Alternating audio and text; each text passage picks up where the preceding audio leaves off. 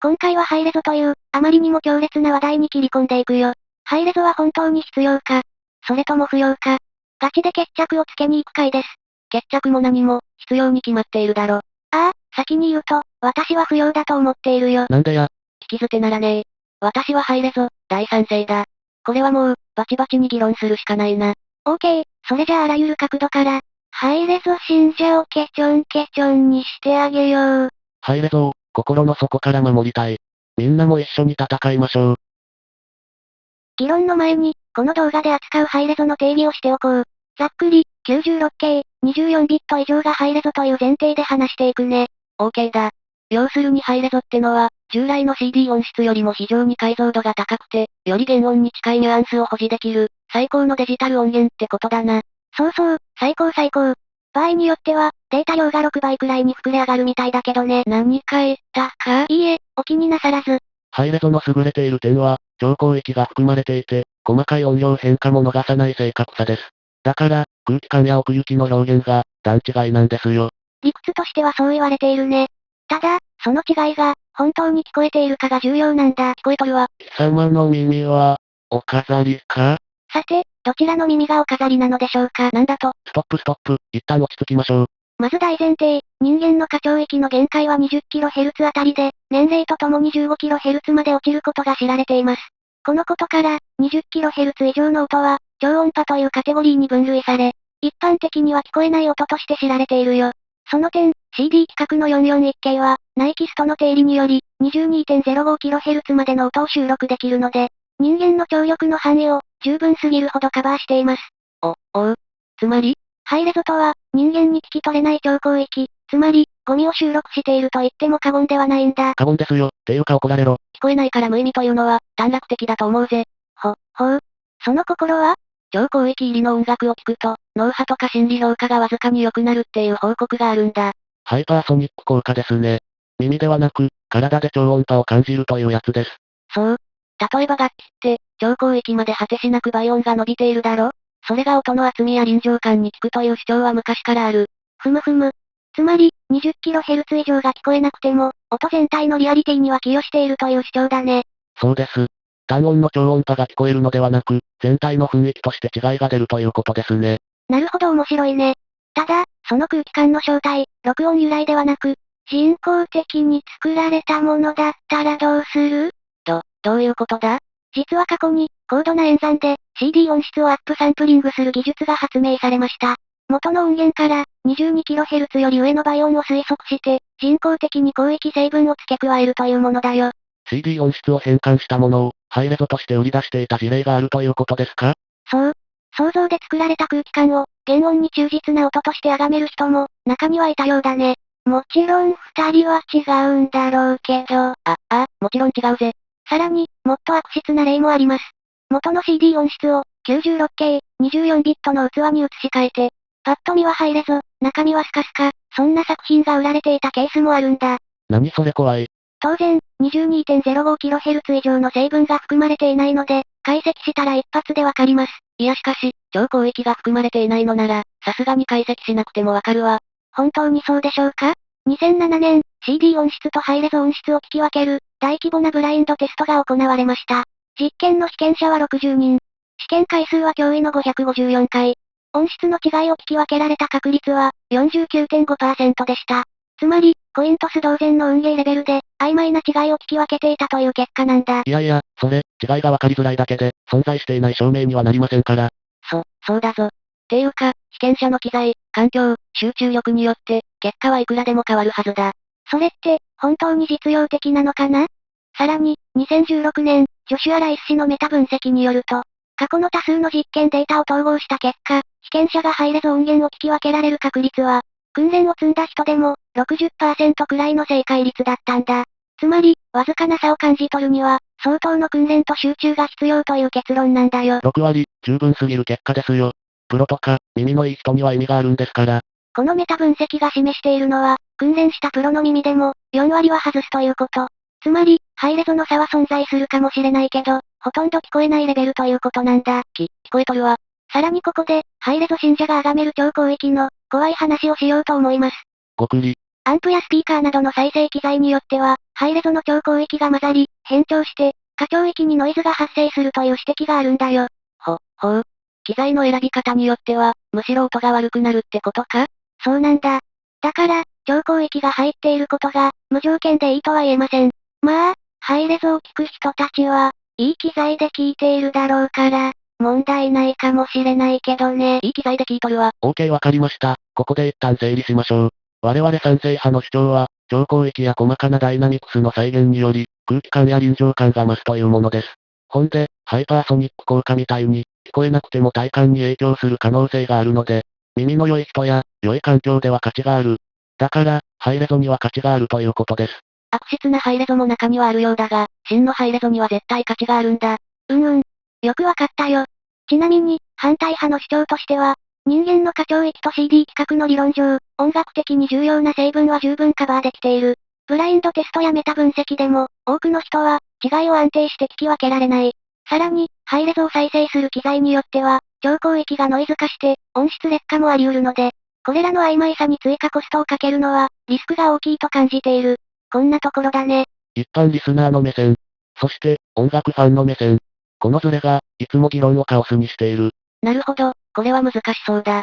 それじゃあ、一旦別の角度から攻めてみるか。せっかくこのチャンネルで話すんだから、制作サイドの視点からも議論したいぜ。それもそうだね。じゃあ先行は譲ろうかな。よし。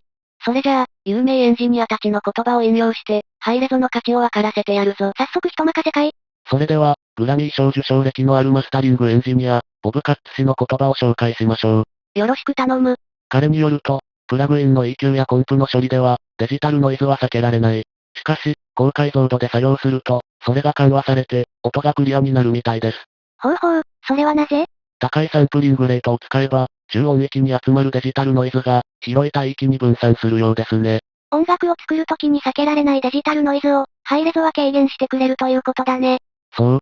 たとえ最終マスターを、CD 品質に変換する場合でも、濁りのない音は、最後まで維持されるらしいです。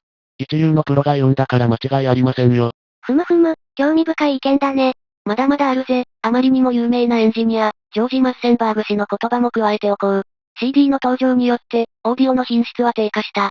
アナログ録音の温かみや奥行きは失われて、クリアな音質ではあるが、平面的な音になった。こんな風に嘆いている。ほう、その主張の根拠は何だろう？彼が関わった一部のアナログコンソールは、200kHz までフラットな周波数応答を持っていたらしい。200kHz、それはすごいね。その超高帯域の環境では、空気感や奥行きが増し、音楽がより生々しく感じられると言っているんだ。だから彼、ハイレゾの 96K ですら不十分かもしれないと、かなり強めの主張もしているんだよ。しかしそれ、1997年の発言だね。その頃の常識、今は通用しないかもしれません。加えてカッツ氏の懸念も、実は現代なら、大きな問題にはならないと思うよ。どういうことですか？実は現代の有名プラグイン、内部では勝手にハイレゾ化されている場合が多いんだ。そうでなくても、大半の場合、ハイレゾスイッチが搭載されていることが多いです。詳しく聞こうか。オゾンのマキシマイザーは、オーバーサンプリングでインターサンプルピークの歪みを回避しているし、UAD プラグインも、4倍程度に自動オーバーサンプリングをしている。ファブフィルター製品は、自分でオーバーサンプリングの強度を切り替え可能。さらに、ほとんどのプラグインの、内部処理のビットレートに関しては、実は自動で32ビットフロートまで拡張されるのが基本だし、ものによっては、64ビットフロートに変換する製品もあります。441K、24ビットのプロジェクトでも、実はハイレゾの恩恵を受けることができるのか？そうなんだ。だから、プロジェクト全体を、盲目的に 96K とかにするメリットは、昔より薄いよ。いやしかし、オーバーサンプリングしない有名プラグインも、まだ存在しているようなので、その時は、さすがにハイレゾ環境で作業する意味はありますよね？まあ、それに関しては否定できないのが正直なところ。でもさ、その時代遅れなプラグイン一つのために、ハイレゾ環境で作業するのはきつすぎるんだよ。CPU 負荷もサイズも倍以上、レイテンシも上がって、結果として、音作りの自由度が下がる。結局プロでも、必要な時だけ上げる運用が主流で、標準は、441K、48K が圧倒的に多いはずだからね。あと、オーバーサンプリングつながりで言うと、現代では、再生機材側にも変化が出ています。どんな変化ですか？デジタルをアナログに変換する、DAC というパーツの変化だね。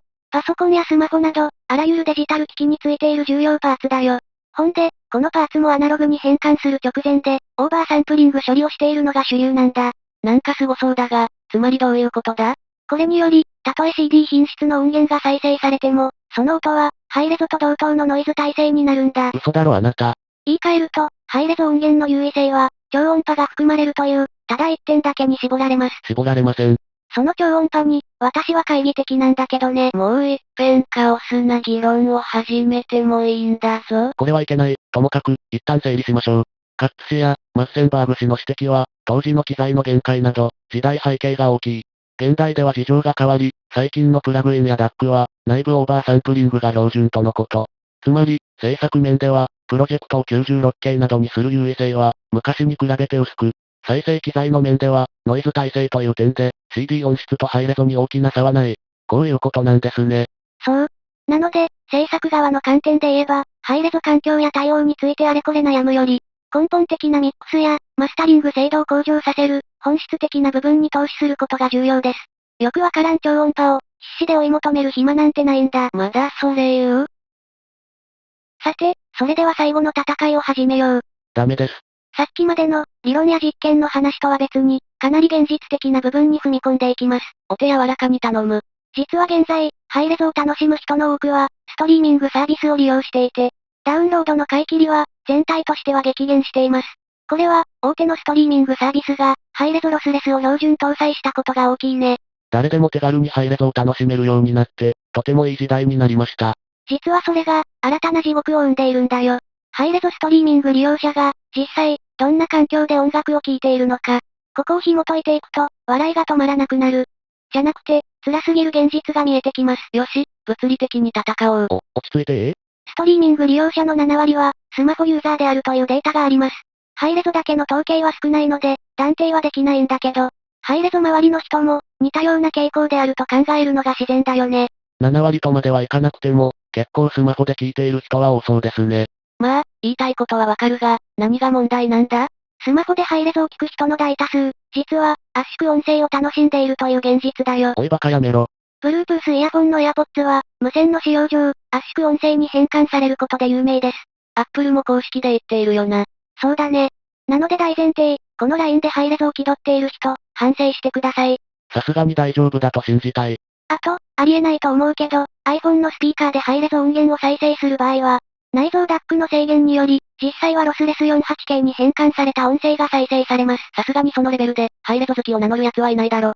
どんな地獄があるかと身構えましたが、口ほどにもないですね。いいえ、ここからが本当の地獄です。ハイレゾ対応のスマホや、無線イヤホン、無線ヘッドフォンなるものを使っている人。その無線技術、実はハイレゾとは名ばかりで、中身は圧縮音声ということが知られています。嘘だろあなた。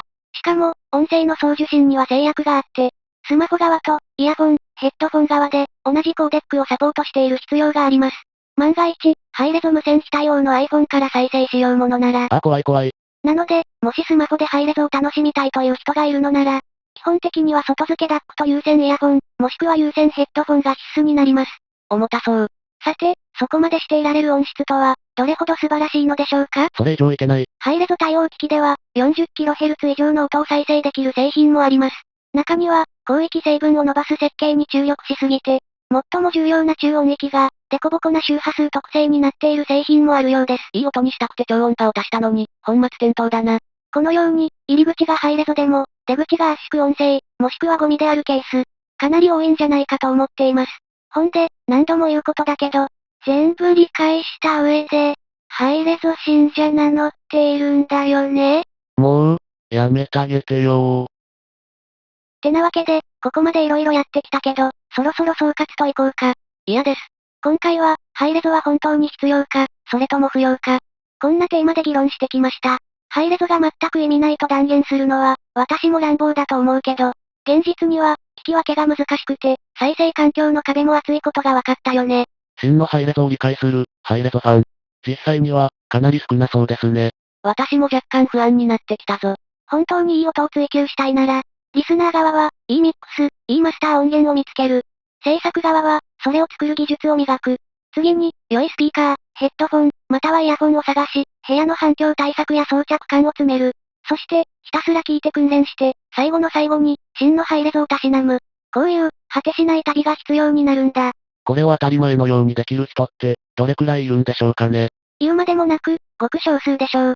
さらに、ハイレゾに時間とお金を使える年齢になった時、正確にそれらを見極められるほど、あなたの聴力は維持できていますかと聞きたいね。超音波は体で感じるんだ。何度も言わせるな。わかってます。みんなあなたの味方ですからハイレゾにロマンはある。